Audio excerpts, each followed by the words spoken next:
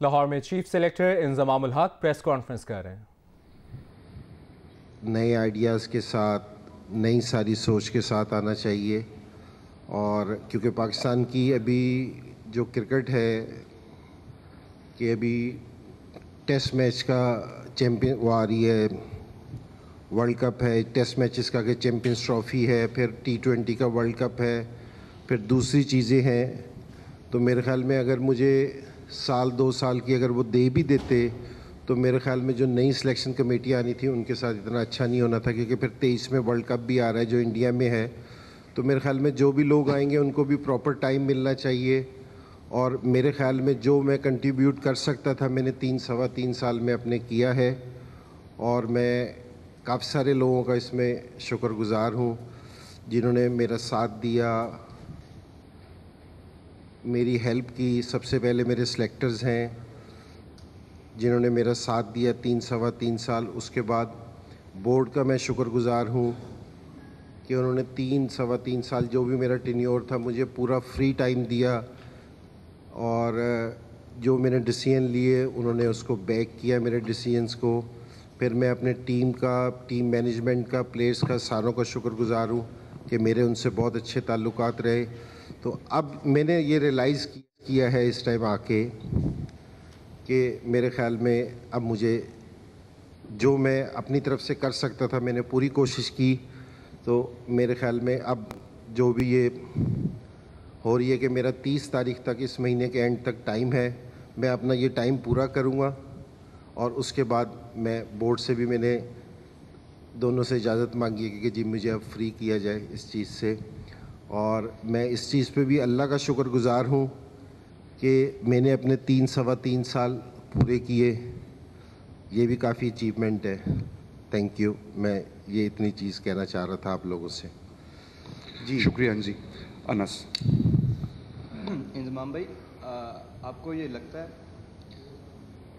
लगता है कि आपने अपने 3 साल टर्न्योर में सिलेक्शन के अलावा प्लेइंग 11 में जो है वो गैर ज़रूरी मुदाखलत की? अच्छा, पहले मैं आपको एक चीज़ क्लियर कर दूं ताकि आपको आगे आसानी रहे, या कोई दूसरी भी नई सिलेक्शन कमेटी आए उसके लिए भी आपको आसानी रहे। देखिए, जो लड़के होते हैं ना 15 या 16 का स्क्वाड, उसमें सिलेक्शन के पास ये वाला राइट होता है कि वो कप्तान से और कोच से मशवरा करे। ये उसके बाद डिसीजन हमारा होता है, क्योंकि जी जो भी 16 सेलेक्ट होंगे वो फिर डिसीजन हमारा है। और जो 11 खेलते हैं उसमें कप्तान और कोच मेरे से मशवरा कर सकते हैं, मेरा डिसीजन नहीं हो सकता। डिसीजन उनका होता है, मशवरा मेरे से ले सकते हैं। जिस तरह मैं सिलेक्शन में उनसे मशवरा ले सकता हूँ कि उनसे बैठ के बात कर सकता हूँ, इसी तरह 11 में वो मेरे से मशवरा तो ले सकते हैं लेकिन डिसीजन उनका होता है। ये मैं बिल्कुल क्लियर कर दूँ पहली चीज़, क्योंकि जी ये बिल्कुल क्लियर चीज़ है, ये रिटर्न में चीज़ है। तो अगर किसी के जहन में कोई इस तरह की चीज़ है तो वो पहले इस चीज़ को साफ़ कर ले अपने। अच्छा इंजी भाई, ये बताइएगा कि अगर बोर्ड ने आपको दोबारा रिक्वेस्ट की कि पाकिस्तान के लिए आप दोबारा खिदमात पेश करें, तो क्या आप रेडी होंगे कि बस ये आपका अटल फैसला, अब आप वापस नहीं होंगे? देखिए, मैं क्रिकेटर हूँ, मेरा ब्रेड एंड बटर यही है। तो अगर बोर्ड मुझे इस सिलेक्शन के अलावा किसी चीज़ की ऑफ़र करेगा तो मैं बिल्कुल हाज़िर हूँ। लेकिन अगर सिलेक्शन की कहेगा, वो मैंने आपको पहले बताया कि जी मैंने उनसे माज़रत की है कि जी 3 साल मेरा हो गया है। उसके अलावा मेरी खिदमत बिल्कुल हाज़िर है। और मैं आपको बिल्कुल ये वाली बात बिल्कुल क्लियर बता रहा हूँ कि जी मैं अपने इससे, और बोर्ड ने जिस तरह मुझे फ्री हैंड दिया था, बिल्कुल इसमें मेरी कोई वो नहीं है। हाँ, लेकिन ये है कि जी अगर मुझे किसी और जॉब की अगर बोर्ड ऑफ़र करता है, अगर मुझे वो सूट करेगी तो मैं ज़रूर करने वास्ते तैयार हूँ, क्योंकि मैं क्रिकेटर हूँ, मेरा लव है, मेरा पैशन है क्रिकेट।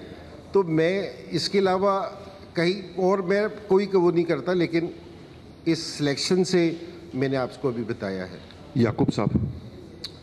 इंजमाम भाई, एक तो खबर ये भी है कि आपको ऑफर हुई, पहले ही ऑफर हुई, किसी फौज जाती थी तो आपने किसी को कहा था मैं बाद में बताऊँ, तो ये बता दें कि आपको कौन सी ऑफर हुई है। और दूसरी आप जरा बता दें कि आपने वर्ल्ड कप की परफॉर्मेंस से कोई बात नहीं की, कैसे देखते हैं आप टीम को, जो एक टीम सवा महीने पहले भी गई चली गई, एक्रोडाइज भी हो चुकी थी, हर चीज़ वहाँ पर हो चुकी थी, वर्ल्ड चैंपियंस मैच भी खेल चुकी थी, फिर भी लेट स्टार्ट ले रही थी। और एक बात है कि शोएब मलिक की आप सिलेक्शन कैसे जस्टिफाई कब करते हैं? काफ़ी सारे सवाल आपने एक साथ पूछ लिए। पहली चीज़ तो पहला जो आपने सवाल था कि जी मुझे बोर्ड ने किसी चीज़ की ऑफ़र की, मेरी बोर्ड से इस चीज़ पे कोई बात नहीं हुई, ठीक है, और किसी चीज़ की बोर्ड ने मुझे ऑफ़र नहीं की, तो ये मैं आपको बिल्कुल साफ बता दूं। और दूसरी चीज़ ये कि टीम की परफॉर्मेंस मेरी नज़र से मैं ये समझता हूँ जितनी मुझे क्रिकेट आती है टीम की परफॉर्मेंस अच्छी रही है। ऐसी नहीं रही कि हमने बड़े अच्छे नोट पे कि जी 4 मैच हम जीते और जो दोनों फाइनलिस्ट टीमें थी पाकिस्तान ने उनको राउंड मैचों में दोनों टीमों को हराया और अनफॉर्चुनेटली अनलकी रहे। मैं बिल्कुल ये नहीं इस चीज़ का कोई कर रहा कि जी अनलकी रहे कि जी हम है ना रन रेट की वजह से सेमीफाइनल में नहीं पहुंच सके। मैं अब भी ये समझता हूँ कि जी हमारी टीम बहुत अच्छी थी, अगर हमारी थोड़ी सी लक फेवर करती तो टीम ज़रूर ये वर्ल्ड कप हमारी टीम जीत सकती थी, एबिलिटी थी और लड़कों ने भी बहुत मेहनत की, सारों ने की। तो अनफॉर्चुनेटली कि जी शुरू का एक आधा मैच इस तरह का हो गया कि जिस पे हम हार गए और रन रेट का बहुत ज़्यादा सवाल कि जी रन रेट बेहतर नहीं किया।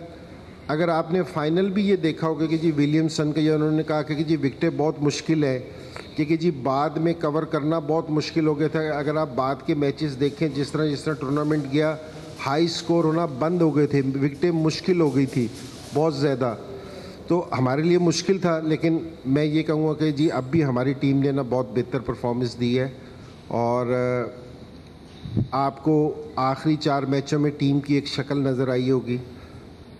सारे टाइम जितने भी दुनिया के एक्सपर्ट हैं उनको लगता था कि जी पाकिस्तान है ना ये वर्ल्ड कप जीत सकता है।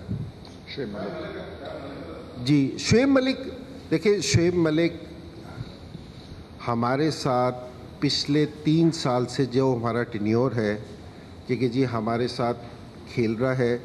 अगर हमारे टेन्योर में अगर पाकिस्तान टीम ने पिछले 3 साल में 50 से 60 वनडे खेले तो वो हमारे 50 से 60 वनडे टीम का हिस्सा था। अब आप इसको एक इस तरह नहीं कर सकते कि जी एक टाइम में, और उसकी बेहतर परफॉर्मेंस थी। अगर वो 50 से 60 वनडों में बेहतर परफॉर्मेंस दे रहा था इस बेस पे सिलेक्ट किया था। और अनफॉर्चुनेटली किसी दूसरे लड़के को भी सिलेक्ट करते तो बास टाइम नई परफॉर्मेंस देता।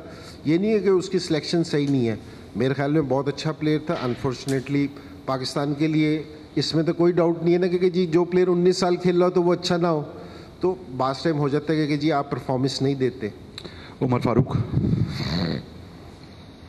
जी भाई, अगर हम कंपाइल करें आपके 3.5 साल का जो टाइम आपने बताया, T20 स्क्वाड हमने देखा कि काफ़ी बेहतर परफॉर्मेंस थी, लेकिन वनडे और टेस्ट स्क्वाड जो है वो इतना अच्छा परफॉर्म नहीं कर पाया। तो आपके लिए क्या चैलेंजेस थे और कैसे कंपाइल करेंगे इस पूरे सिनेरियो को? फिर एक लास्ट क्वेश्चन, इमाम आपके पूरे करियर में काफ़ी क्रिटिकल रहा है उसकी सिलेक्शन, उसको क्या देखेंगे आपके जाने के बाद, उसका क्या फ्यूचर देखेंगे? देखिए टेस्ट मैचेस में भी और वनडेज़ में भी अगर 3 साल जहां पहले हमारी पोजीशन थी तो अगर आज उससे कंपेयर करें तो बेटर है कि बीच में एक दफ़ा नंबर 1 पे भी आए टेस्ट मैचेस में।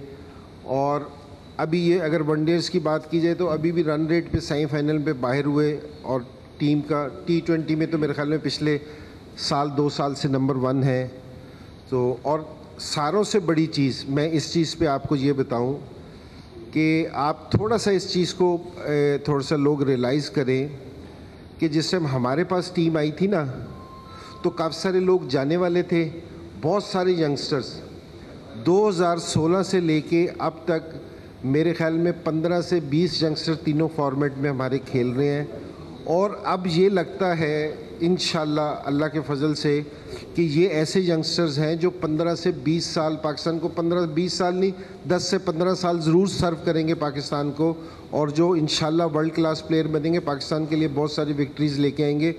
मैं ये समझता हूँ अपनी सिलेक्शन में हमारा सारों से बड़ा काम ये कि इतने सारे यंगस्टर्स को लेके आके हमने टीम का हिस्सा बनाया, ये वाला चांस लिया। तो अभी देखना कि इंशाल्लाह अभी टीम की जो सी परफॉर्मेंस होगी बहुत बेहतर होगी। दूसरा सवाल आपने इमाम का किया कि जी मेरे लिए भी और इमाम के लिए भी, दोनों के लिए बहुत क्रिटिकल रहे हम एक दूसरे के लिए कि जी लोगों ने, मैं सिर्फ थोड़ा सा लोगों को ये याद कराना चाहता हूँ कि जिस समय मैं पाकिस्तान टीम का हिस्सा नहीं था, सिलेक्शन का पार्ट नहीं था, बोर्ड का पार्ट नहीं था, तो 2012 में इमाम पाकिस्तान अंडर 19 के लिए सिलेक्ट हुआ। 2014 के वर्ल्ड कप में इमाम पाकिस्तान अंडर 19 का वाइस कप्तान था। तो हमारी क्रिकेट में ये रास्ता है, पाथवे है इंटरनेशनल क्रिकेट में आने के लिए, और उसकी जो सी परफॉर्मेंस थी। दूसरी चीज़ ये कि जी लोगों ने इस पे बहुत ज़्यादा ये किया। एक आदमी मुझे पहला ओपनर दिख रहा है जिसने मेरे ख्याल में अभी 30 से 40 मैच खेले होंगे, जिसकी 50 प्लस की एवरेज है। तो मेरे ख्याल में ये वाली बात करना, इस तरह की बात करना, ये कोई इतना मुनासिब नहीं है। जिस तरह दूसरे पाकिस्तान के प्लेयर हैं उसी तरह वो पाकिस्तान का प्लेयर है और उसने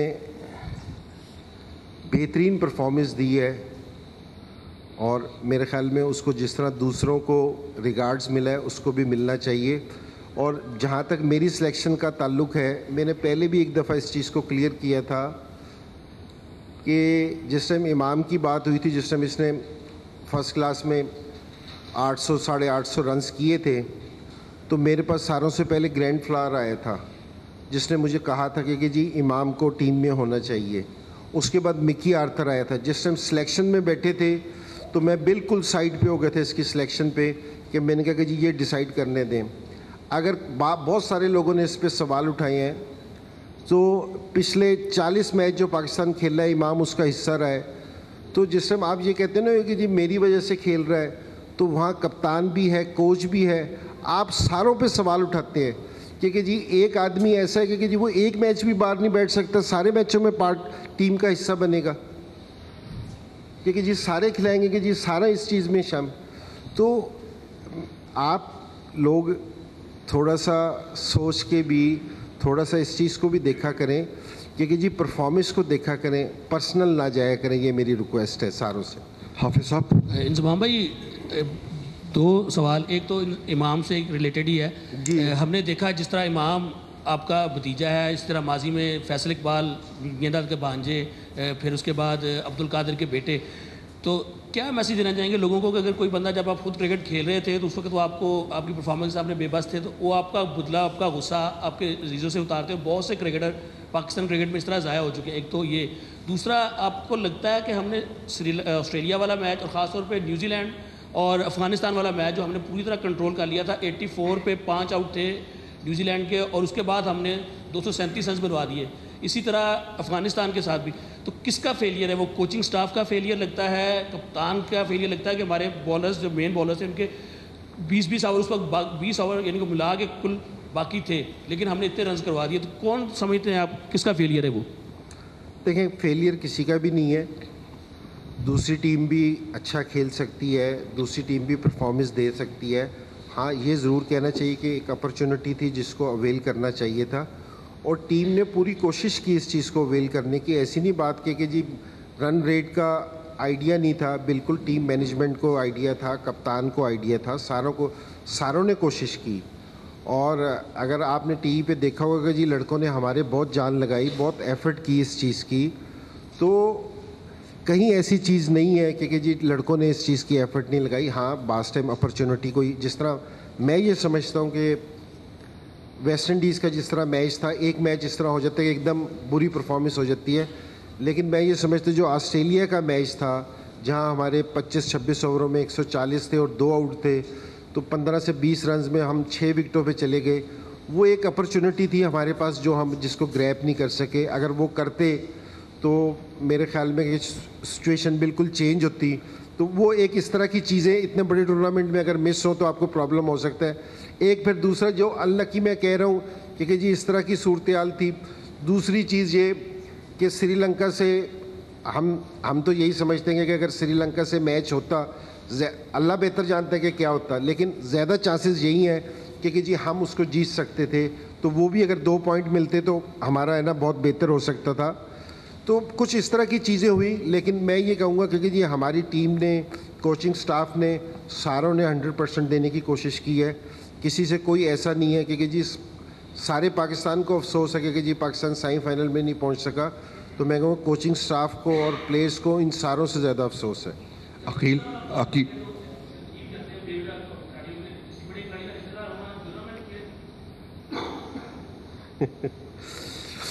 मुझे तो यही लगता है। अकील भाई मेरा एक तो ये बताएं कि जो आपने कहा कि हम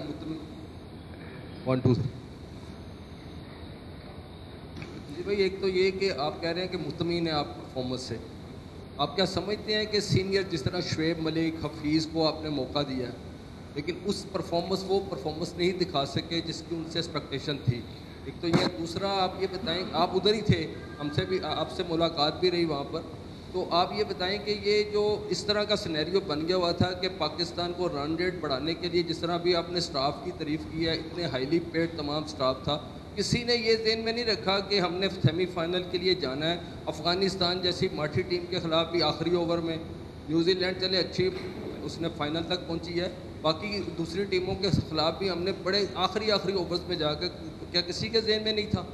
नहीं, देखिए बिल्कुल साफ सी बात है, सारों के जहन में होते हैं, सारे स्टेट सारों के जहन में होते हैं। कि ऐसी नहीं बात कि जी हमारे टीम मैनेजमेंट या प्लेयर्स के पास, हमारे पास कोई चीज़ ऐसी नहीं थी कि जी हमें नहीं पता क्या रन रेट चाहिए, क्या चीज़ चाहिए।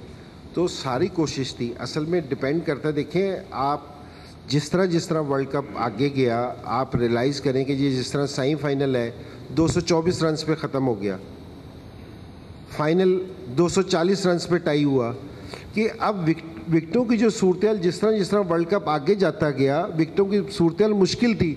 अगर आप अफगानिस्तान के मैच की बात कर रहे हैं, अफगानिस्तान का मैच कितना क्रूशल हो गया था, पाकिस्तान एकदम जीतना अहम हो गया था कि जी रन रेट की बात नहीं है।